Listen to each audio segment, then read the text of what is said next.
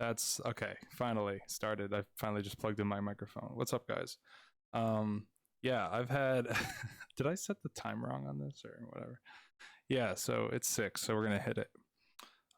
As you can see, this is a picture of my phone. It got totally destroyed today on the ground, so we're not going to get any sweet top-down math things today. But we are going to do poetry, which is really great.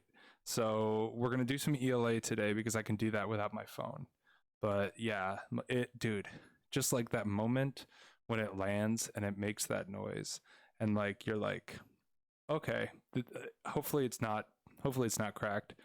And then I flipped it over and it was like completely destroyed. So like I don't know, we've all been there. But yeah, that was my morning. So instead of starting with math like we normally do, we're just going to start with ELA and get that popping. Do you guys have any requests really quick for working on today? I had some people email me um, for like questions and stuff. I know Tony emailed me about those questions, and I'll definitely get back to them. Oh, that's cool. What's up, guys? So yeah, let's hit up the poetry today. Let's talk about it, and let's talk about how we can kind of. Let me get this all together here.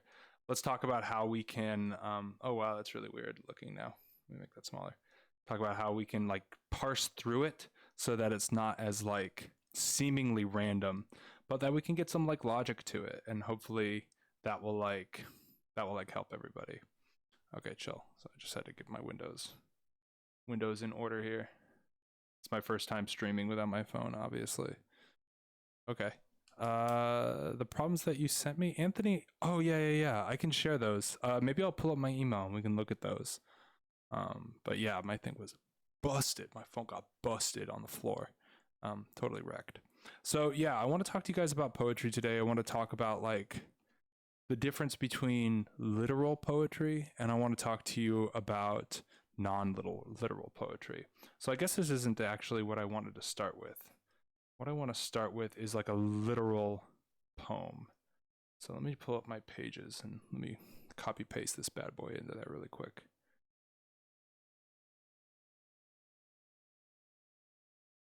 Okay, great. All right, chill. This is kind of dumb, but you guys will get it. Okay. Window capture pages. Let's do that. Okay, cool. So this is going to be our first poem of the day because this is what I consider a literal poem. Like I mean, obviously all poems are literally poems, but like what I mean by a literal poem is that like it's super obvious what they're talking about here, right? So I'm going to read through this one and I'm going to read it in the way that I hope that you guys read it, which is like paying very close attention to the punctuation in it, right? This poem is actually kind of corny, but it's a good example of a literal one. And this was written by Edgar Allan Poe, believe it or not. So he must have just been in like a kind of a hype mood because normally what his stuff is like, I don't know, like really dark and like emo and stuff like that. Cool. So looking at this poem, it's like super easy. Like let's just look at like, let's look at this first stanza, right? Where it's like, let me highlight this first stanza right here, where it's like, how much grit do you think you've got? Can you quit a thing that you like a lot? You may talk of pluck, it's an easy word, and wherever you go, it's often heard. But can you tell to a jot or guess just how much courage you now possess? Notice that I just like read right through that because there's no punctuation right there. You may stand a trouble and keep your grin, but have you tackled self-discipline? Have you ever issued commands to you to quit the things that you like to do? And then, when tempted and sorely swayed, those rigid orders have you obeyed, right? So like this is kind of obvious. It's like he's just talking to you via the poem. You know what I mean? So this actually wouldn't have too much relevance for the SHSAT because I think this is too easy of a poem, actually. Believe it or not. Chill. Okay, so let's see. So we're not going to start with that poem. We're going to start with, let's see, not you. Yeah, you. All right. So what should we do? Oh, the Charge of the Light Brigade. This was a super sick moment in history. It's kind of a whack poem. Dude, I spent so long looking for poems. So many of them are like so whack. Okay. Cool. So like yeah. Okay, cool. So let's just look at this poem. Um uh, because I just want to talk to you about poetic devices here. So I'm just gonna read it, I guess, in case it's too small on your screen or whatever. I could try to make it bigger. Hold up, let me see if I can make this bigger, so y'all can read it. It's not like I'm Timple or something. All right. Okay. So it says, break, break, break on thy cold gray stones, O sea. And I would that my tongue could utter the thoughts that arise in me, right? Notice that the two last lines are one big line. He just couldn't fit it all, so that's why there's no punctuation. Oh, well for the fisherman's boy, that he shouts with his sister at play. Oh, well for the sailor lad, that he sings in his boat on the bay. And the stately ships go on to their haven under the hill, but oh for the touch of the vanished hand, and the sound of the voice that is still. Break, break, break at the foot of thy crags, O sea, but the tender grace of the day that is dead will never come back to me. All right. So, super dramatic. obviously super dramatic, but like, let me make this a little smaller so I could show some questions. So I guess what my question would be about this poem, or what I would want to know about this, is just talking about how how does the repetition of break, break, break affect the tone of the poem? All right, chill. I'm gonna make this font a little bit bigger. Chill. Okay. Okay, so this would be my question to you guys.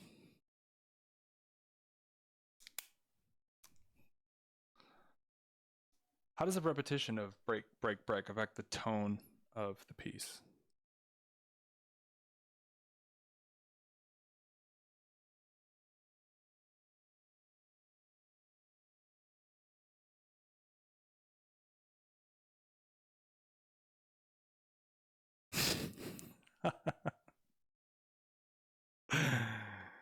Yeah. Yeah, dude. So a lot of people are talking about whether they're going to keep the SHSAT or not. It's 100% sure that they're going to keep the SHSAT this year, and that's what like the student handbook kind of indicates. And so they were talking about doing a couple different things the year afterwards, but really the only thing that's going to affect this year is that they're expanding the discovery program.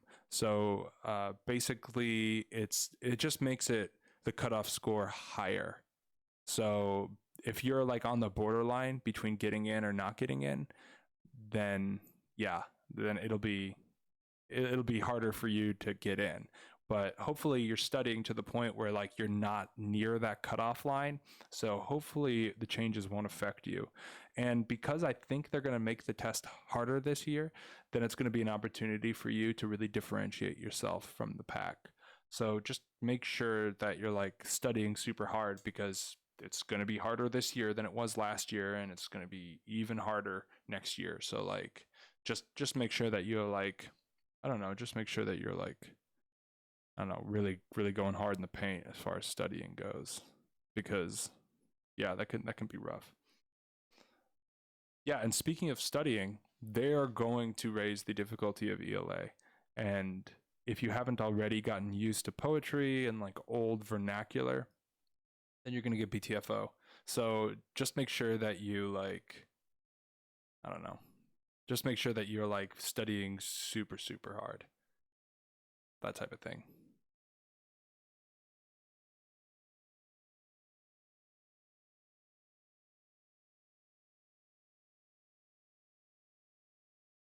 Mm-mm-mm.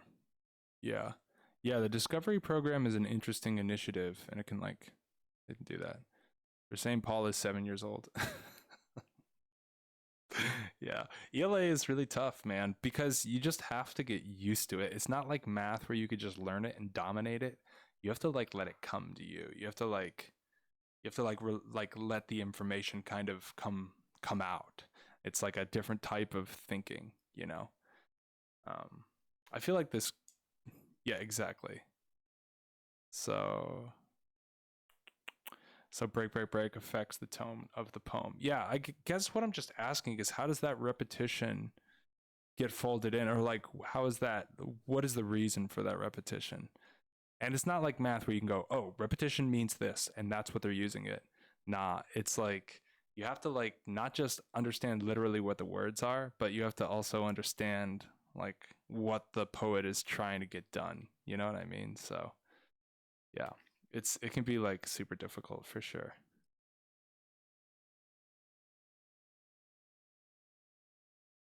So yeah, I guess my question still kind of stands here. Um, how does the repetition of break, break, break affect the tone of the poem? Yeah, the reason is to emphasize, but that is too like vague, actually.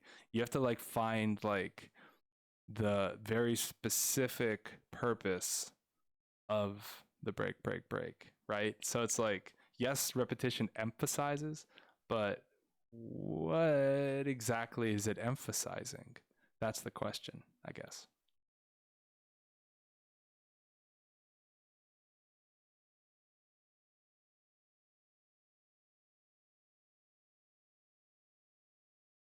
Oh, the text is too blurry. Oh, of the poem or the question? Let me make it a little bit bigger for you. Play.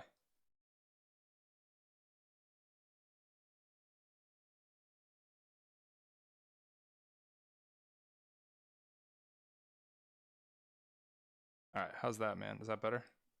Hopefully it is. If you're on your phone, hopefully you can see that.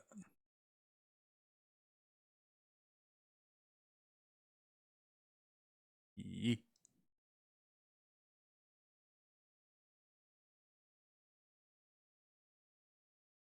So it's like this is, I guess, why poetry is so hard. Yes, Venus poem. Is because you can't like just be, you can't just know English. You have to like you have to like see behind it. You know when like your friend says, "Oh, I'm fine," and you're like, no, you're not." When they say break, break, break, they're not just saying, "Oh, it shatters apart, shatters and shatters." They're saying something else, right? So let me actually break this down, just in case any of you cats are wondering. So, what is doing the break, break, break, right? Like the ocean is doing the break, break, break, right? Because immediately afterwards it says, on thy cold gray stones, OC, and I imagine that's like a shoreline.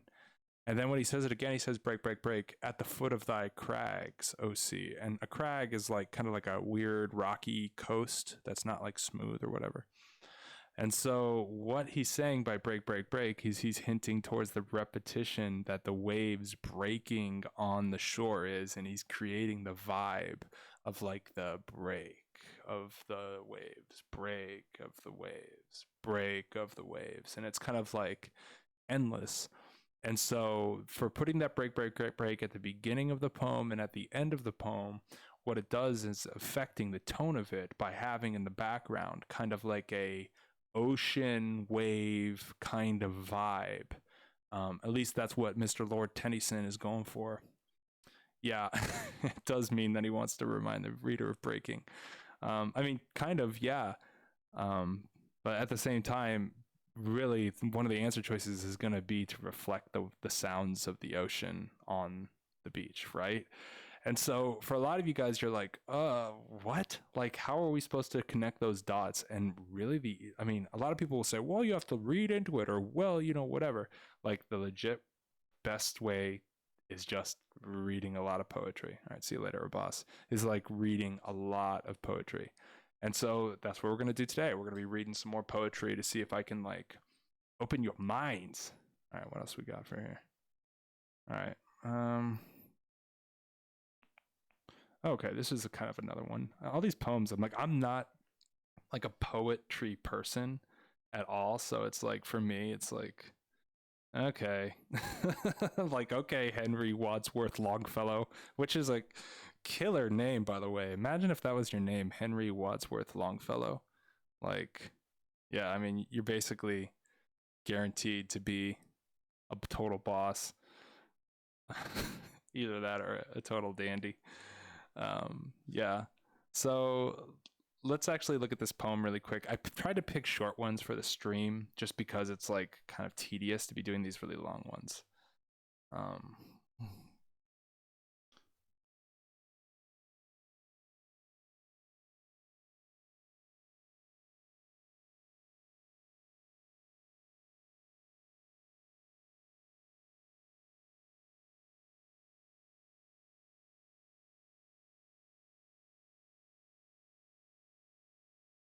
all right, maybe something like this. So I'll read the poem, I guess, if you guys can't read it, so you guys can catch it. I shot an arrow into the air. It fell to earth, I know not where. For, so swiftly it flew, the sight could not follow in its flight. I breathed a song into the air. It fell to earth, I know not where. For who has sight so keen and strong that it can follow the flight of song? Long, long afterward, in an oak I found the arrow, still unbroke, and the song, from beginning to end, I found again in the heart of a friend. Aww. Dude, if you want to be a neurosurgeon, you just need to go to the best, like, just the best high school, or just like one that's like very big into the sciences and math. Because neurosurgeon, you gotta be so cocky, dude. You gotta be like the dude, and you gotta be like really smart. So like, they're gonna be looking at those top schools for that job. I mean, that's a real deal. I know a couple neurosurgeons. They're kind of cool guys, actually.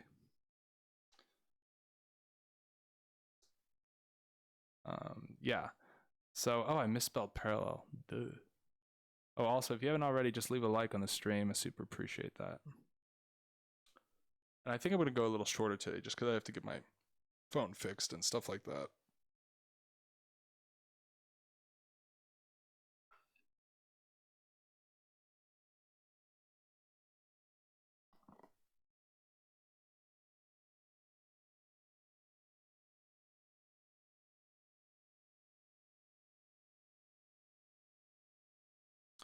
So the question I have that's still up is, how did the parallel structure of describing the arrow and song contribute to the main idea of the poem? Yeah, dude. You gotta be so smart to be a neurosurgeon for sure.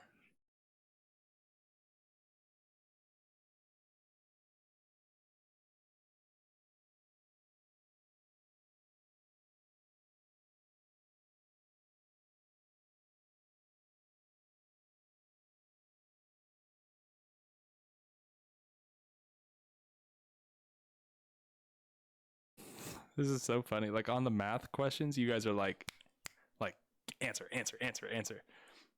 For this ELA, it's like it's hard. It's extremely hard, and it's kind of humbling a little bit, just because it's like you can be so smart. Like some of the smartest people I know, just they can't really handle poetry. They don't, it's like a different type of brain. Being lost, maybe. Laurel, what's up? It could be because they both get lost, right?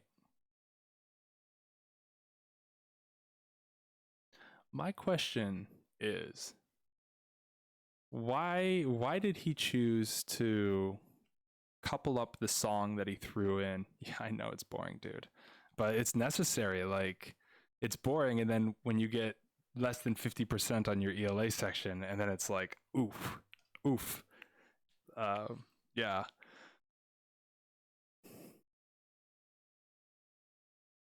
Okay. Yeah, I can give an explanation on this. So the reason why he couples it, or I mean, like two parallel lines, yeah, consider the main idea. Wants to express something, help him cheer him up. Yeah, maybe. To me, it just shows the because he doesn't literally throw, or he doesn't literally shoot an arrow into the air and just go, you know what I mean? So what I think he's doing is he talks about shooting the arrow into the air, because that's something that in physics we're very familiar with. When you shoot an arrow into the air, you know it's going to fall down. And the idea of just shooting it and knowing not where it goes because he can't really see where it gets off to, that idea is something that people can relate to really hard. And so it sets us up really nicely to understand what he's talking about with I breathed the song into the air. Whereas before, if on the poem or whatever, like if we don't know like this thing about the arrow or whatever, and it's just like cut off, and it just starts with I breathed the song into the air, it fell to earth, I know not where. It's hard for us to kind of visualize this, right? So it's this previous thing that he does is to set up the visualization of what's actually going on. And he's not really singing a song into the air and then piercing through the woods looking for it. He's basically saying, like, when you reach out or when you shoot something into the universe and you find it, you're going to find out where it finds its home, right? And so his song, which is different than an arrow, which is to destroy, his song is like love and joy and whatever, and that will naturally find a home in his friend, in the heart of a friend. Whereas when an arrow shoots off into the woods, it's going to find its home in a tree or in the bush or whatever like that. So yeah, that's kind of like what's going on. Do do do do. So yeah. All right, cool. So let's go into the last poem that I want to talk about today, just because I'm just like, let's see. Yeah, Rusain Paul actually. Yep, Rusain Paul. That's exactly on it, bro. That's exactly on it. Yep. Good job, dude. Okay. And it sounds corny to say stuff like what Rusain Paul said. He sings it and someone else sings it as well. And yeah, someone is a friend. And that sounds so cheesy, but dude, that's what poetry is. And like, we're not used to it with our modern sensibilities, but like, we got to get used to it. This is a sick poem. I think it was World War One or pre-World War One, or I think it was World War One. The Polish army didn't have any guns, but they had a bunch of horses, and they like charged it into this battalion, and they got messed up. But it was like a strategic thing. All right, let's see. Oh my god. Gosh, these poems, dude. I spent like 2 hours looking for decent poems. They're kind of everywhere, but like they're really not. Not this one, not the arrow. Where was it? There was one I wanted to talk about. Oh, okay, here we go. All right, chill. Yep. All right, see you, Michael.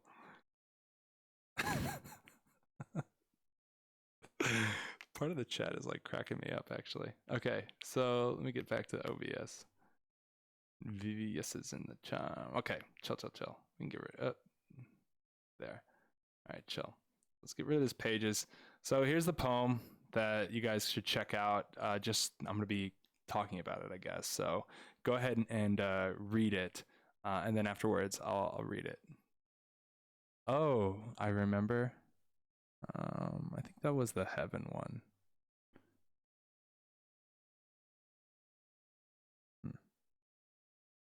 King Ozymandias? I don't know that one, bro. Okay, so let's do this one really quick. I must go down to the sea again, to the lonely sea in the sky, and all I ask is a tall ship and a star to steer her by. And the wheels kick, and the wind song, and the white sails shaking, and a gray mist on the sea's face, and a gray dawn breaking. Oh my god. I must go down to the seas again, for the call of the running tide is a wild call, and a clear call that may not be denied. And all I ask is a windy day with the white clouds flying, and the flung spray, and the blown spume, and the seagulls crying. Oh, this poem is so boring, dude. Like, already halfway through it, I'm just like, all right, let's keep pushing through. Gotta push through, bros. I must go down to the seas again, to the vagrant gypsy life, to the gull's way and the whale's way, where the wind's like a whetted knife. Oof. And all I ask is a merry yarn from a laughing fellow rover, and a quiet sleep and a sweet dream when the long trick's over. Okay, chill. So my question to you, I guess, I have 2 questions I'm gonna toss at you guys.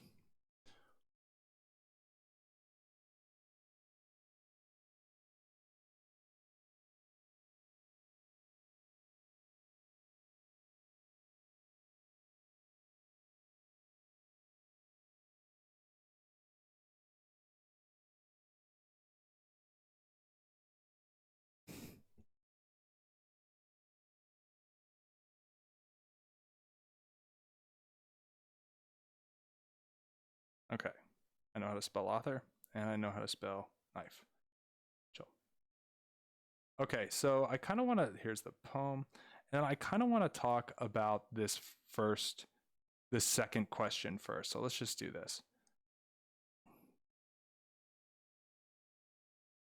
And my question is, what does the author intend by referring to the wind as a whetted knife? Like, what does that mean? Yeah, seriously, that's why we're going to the second question. The first question's like kind of difficult. So the second question, what does the author intend by the referring to the wind as a whetted knife? Like, what does that even mean?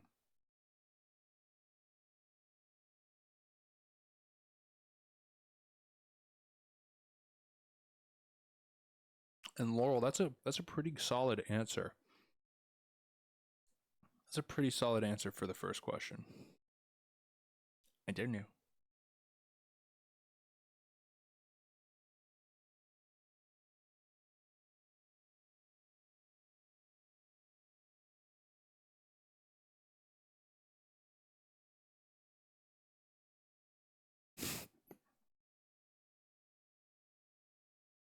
That the wind determines a lot. So I guess what do you mean by that? What does wetted mean? That's a that's a pretty solid question. What do you think it means?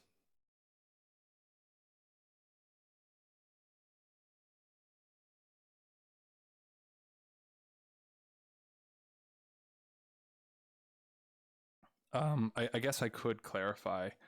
Wetted means like sharp, like sharpened. You know what I mean? Yep. Mm-hmm. Yeah, Jane actually. Yep, Jane absolutely nailed it. Yeah. So what the author implies by a whetted knife, yep, is like something sharp. So great, great. We're tying ideas together. I know this is like so difficult, but you have to be able to do this. So a whetted knife, right? Why would he say a whetted knife? Now, we may not know what whetted is, but we definitely know what knife is. And he definitely didn't say a whetted stone. So it's not that it's hard, it's that a knife is sharp mostly. So that's going to be our best guess, right? Um, yeah, I think that whetted means sharpened. And why would he refer to the wind as something that is sharp? Yeah. So really, when you do these types of problems, you have to think, okay, we have wind, and then we have something, and we don't know what that something is, and then we have whetted knife. Now, we know that the whetted knife is sharp, right? So could the middle thing in here be sharp?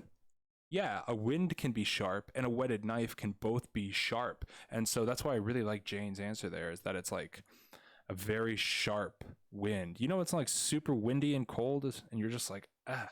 I think that's what he's referring to. um, okay, let me give you a question that I think they would have.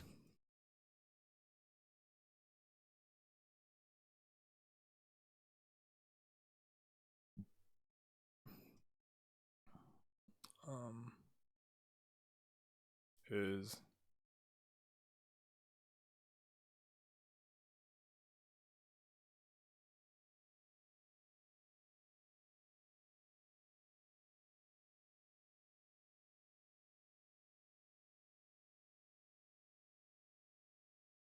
let me see the poem again. Um,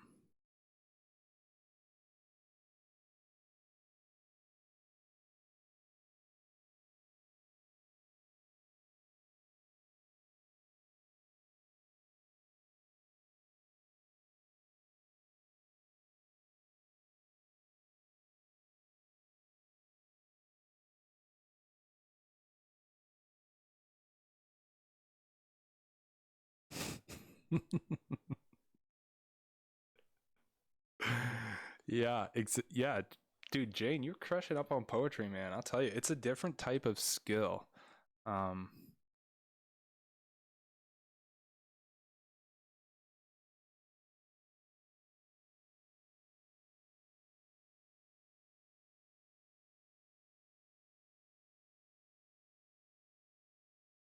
okay, so Laurel thinks it's C.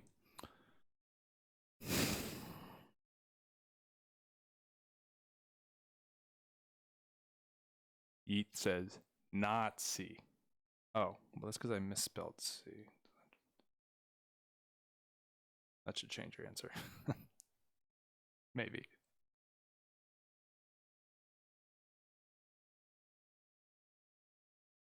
A.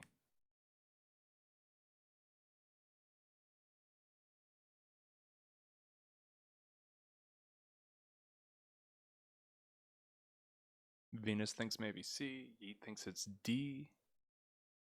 Laurel thinks it's C. Peniola thinks it's C. Nub. It's D. And A, maybe. Okay. I am a potato is also D.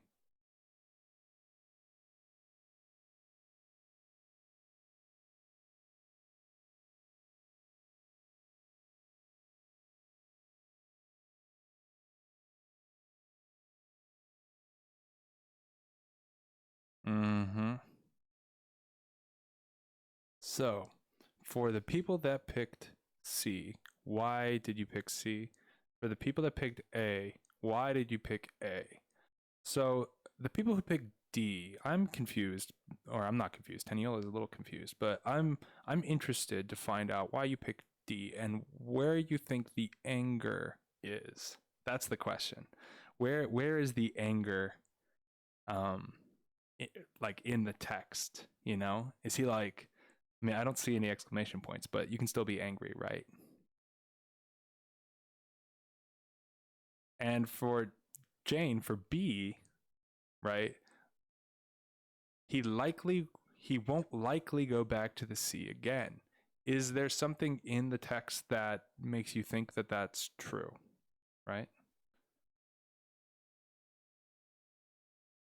Oh, is it halfway through the stream when my static comes in? Yeah, he must go back to the sea again. And B says he won't likely go back to the sea again, which I don't really catch from this. I catch that the dude is pretty obsessed with getting back there. Mm-hmm. Yep. All right, Laurel. Yep, exactly. I think Laurel's got a really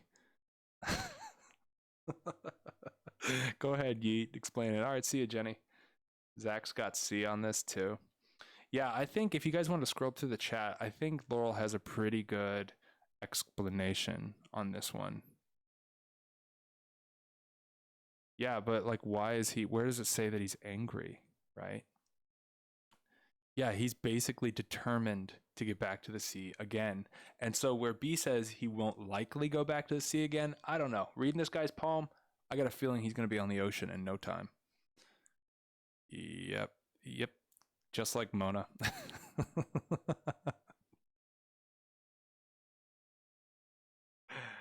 Yeah. Oh, okay. Too old or perhaps injured. Interesting. Interesting. I wonder if that could be supported at all. Must go down. Denied. Yeah, I don't know. I don't know if it suggests that, but that would be it if it was there. Yeah, he does feel obligated to go back again. All right, chill. Okay, cool. He needs God, the chat is cracking me up. Okay, cool. So I think that was that the poetry I wanted to do today? Let's see. Yeah, God. All these poem websites, dude. Um, yeah.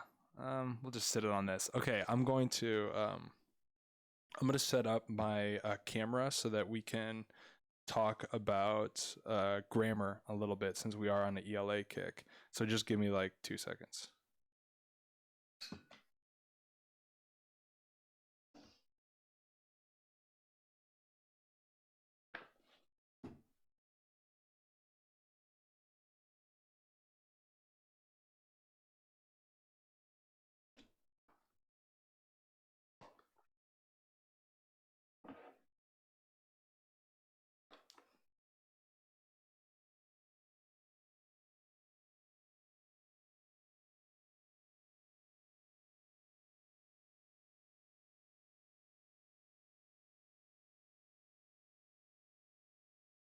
Okay, this should do.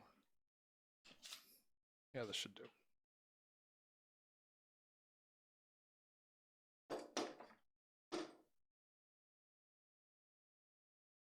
Like, you guys don't even know the tragedy of me cracking my phone today. It was like, so bad. All right, it's all good. It's all good in the hood, man.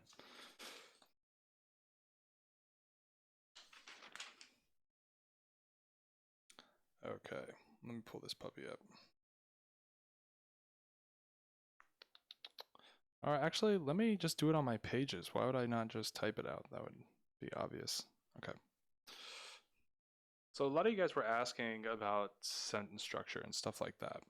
So that's funny. Okay, so a lot of you guys were talking about sentence structure. So I want to talk about the various things that you can do with sentence structure, so that we can talk about it.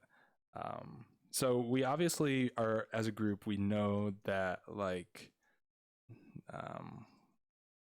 this is a complete sentence, right? We know that can be good. Now, one thing I want to talk to you guys about is phrases that are part of a sentence and don't really affect its structure too much. Like this. Now I added an adjective, or I guess this would be an adverb, right? So I actually didn't change the sentence structure. We still have a noun that does a verb. We just have now an adverb in here. Another thing I could add is a prepositional phrase.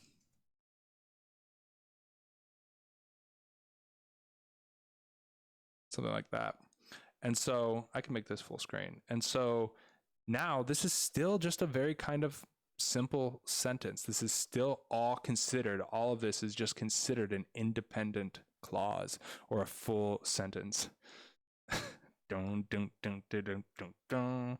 Yeah, dude, I like that song. That's a good song. So yeah, this is just a full sentence. Now I can add things to it. Like if I were to say and add a dependent marker to this, now it's no longer a full sentence. So we're going to have to add something else to this so that it can be a full sentence just like this is. And so with this dependent marker, if we want to add something to it like am hungry. So if we add this to it, then this is also a full sentence. I am hungry, right? So now that we have two sentences, or I guess, let me just rewrite this. All right, chill. All right, cool. So one of these sentences is correct and one of these sentences is not, right? So my question to you is, which of these sentences is correct and which of these sentences is incorrect?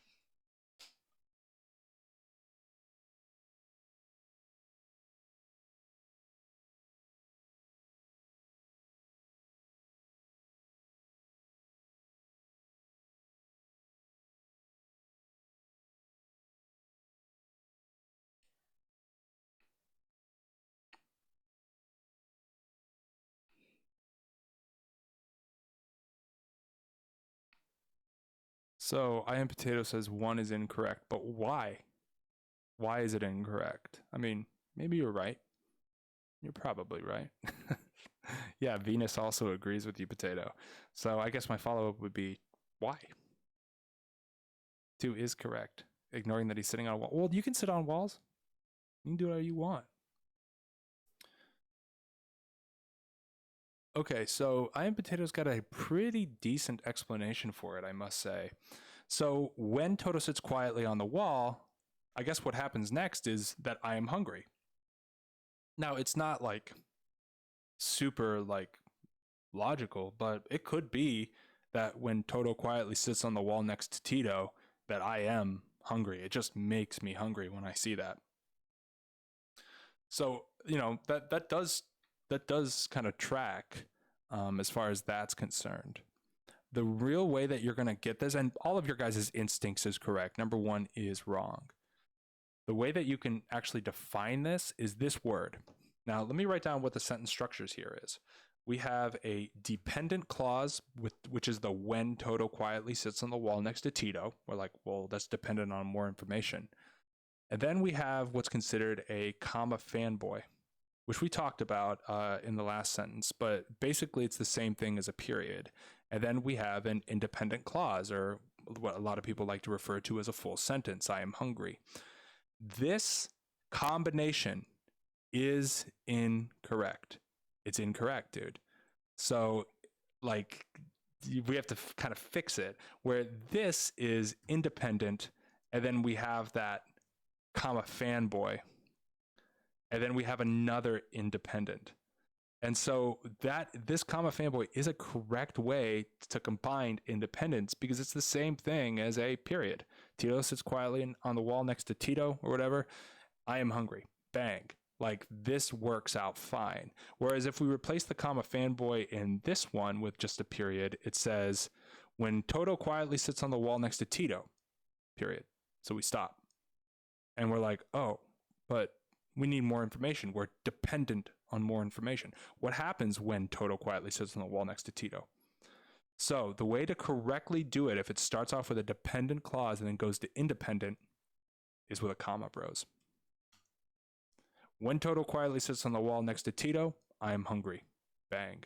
So it's like, yeah, St. Paul, exactly that, dudes. So just be aware. This is what I mean by sentence structure. If you can know if something's not a real sentence and is a real sentence, then you're way ahead of the game. Because even if this isn't dependent, even if it's like, let's just say a long prepositional phrase, something like this, I could say,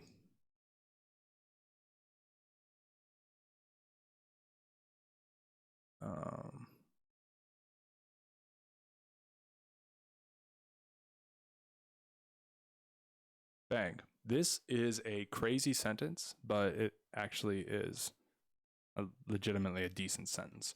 On the wall next to Tito, I am hungry.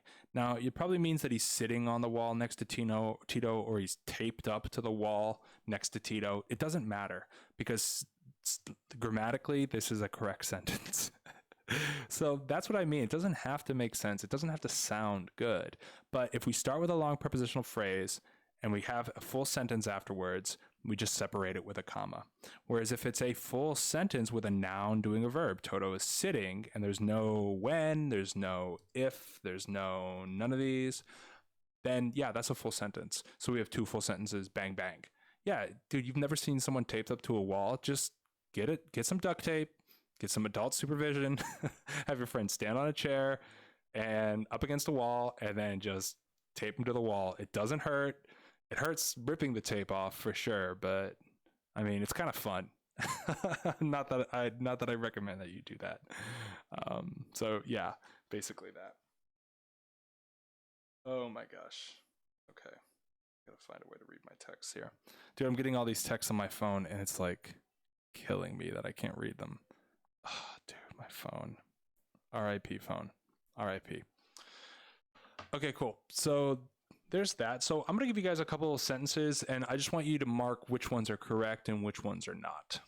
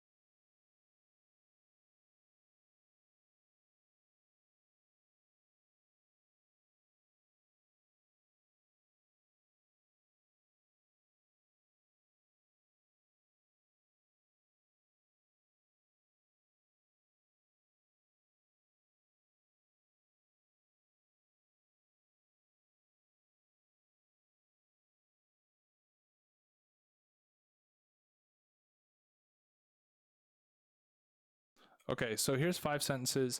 I just want you to tell me which ones are incorrect. Okay, so which of these 5 sentences are incorrect?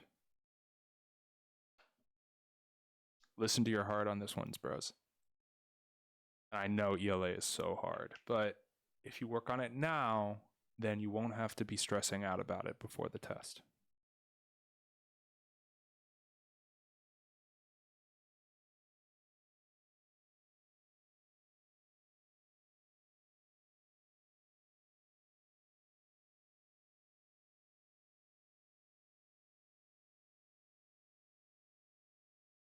All right, so we're saying Paul's got answer in. Number 1 correct. Number 3, 4, 5 correct. Okay. 2 could be correct. Yeah, dude, they all right. And if you're going by just like what they sound like, then you're gonna get BTFO. You have to like really use the grammar rules that you know, because they want to make things seem wrong or look wrong. But unless you know like yeah, exactly. Unless you know like what the actual mechanics are behind it, you're gonna get tricked. And there's gonna be about 9 to 11 grammar questions on your ELA test. Not all of those are going to be commas. Some of them are going to test transitions. Some of them are going to test like how you organize your sentence and stuff like that. But yeah, that's kind of what's going on. So I'll give you guys like another minute to look at these.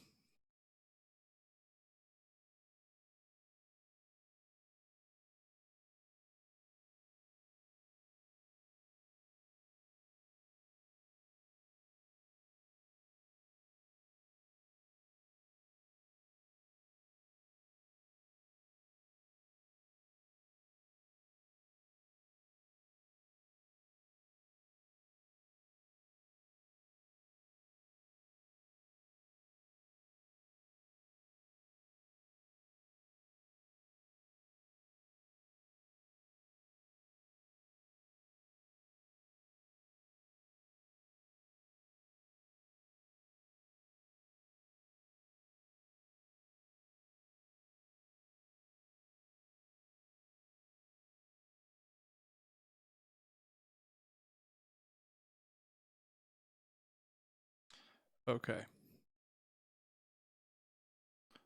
Okay, so I only got 5 minutes left because I have a tutoring session like right after this, so I kind of have to like get popping. But yeah, dude, thanks for sticking around through this ELA. I know it's like heinous, but I mean, this is how people who aren't good at math feel about math. So at least you got a subject you guys like. I know my chat loves math. They're like really good at it. All right, so let's talk about this, homies.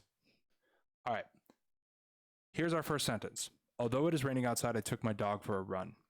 Now, notice, it is.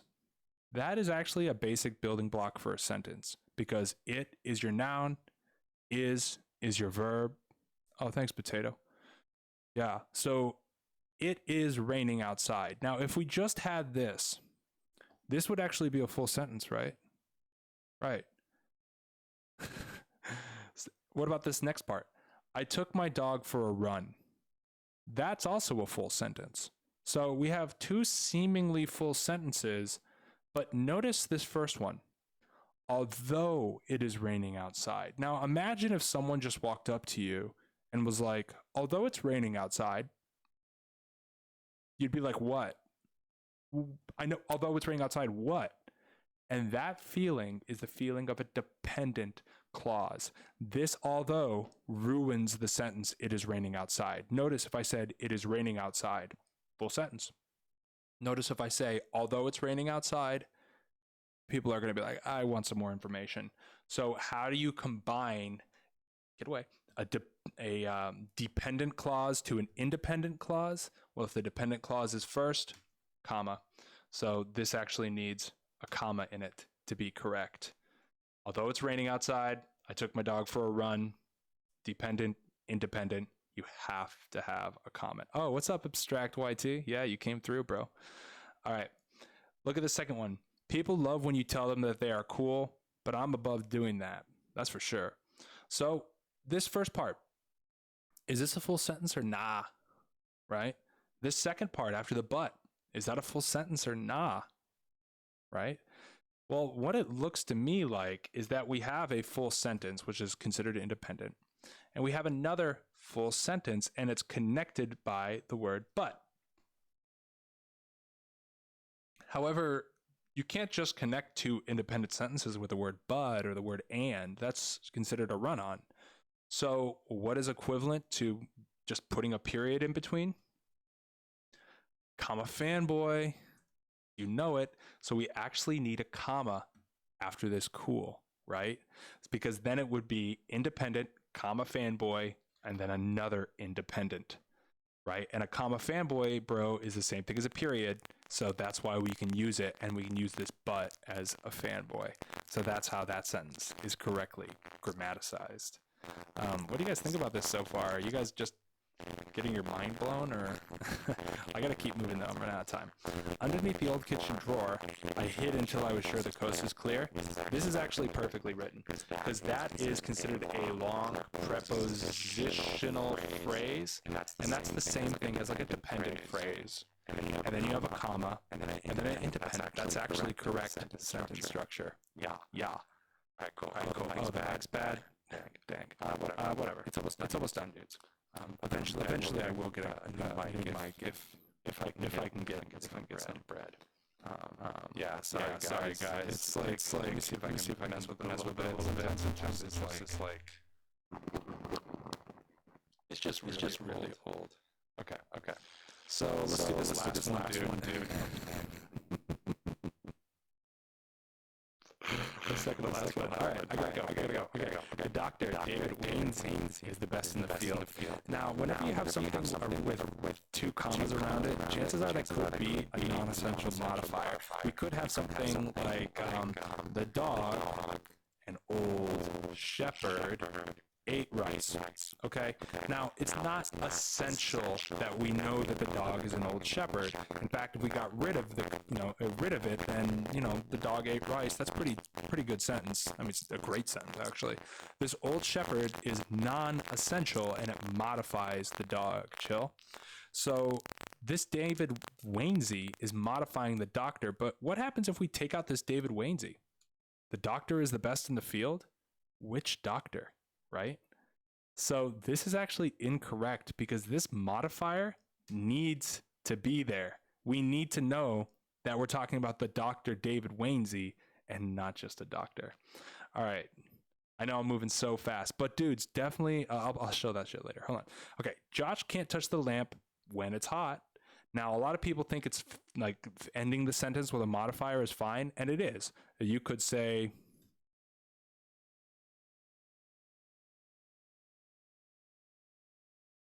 bang. And this is a modifier modifying what the rice looks like, right?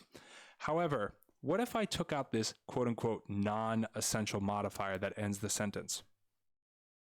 I've actually changed the meaning of the sentence. Now Josh can't touch the lamp, period, rather than just when it's hot.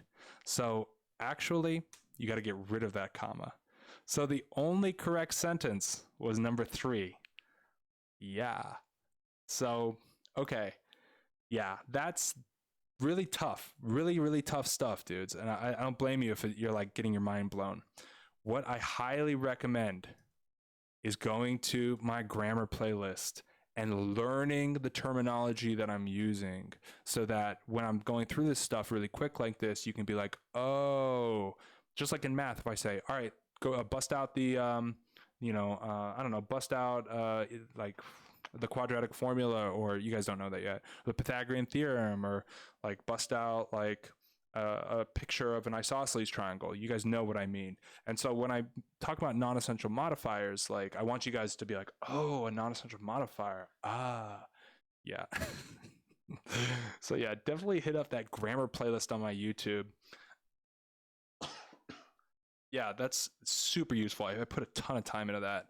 And of course, there's like other resources and stuff available on my website, quite obviously. All right, dudes, I actually have to jet because I have a tutoring session at 7 that I got to go do. But yeah, we're gonna keep grinding on the ELA. Keep your hope up, dude. Keep your head up on this type of stuff. The more that we learn about it, the better you're gonna get, and then you're gonna be cocky cool in no time, I promise. But really, dude, look at that grammar playlist on my YouTube for sure. It's going to help you out a ton because if you can learn that, then that means you're going to be able to crush 9 to 11 questions out of the 57 for the grammar section. All right, dudes. All right, I got a dip.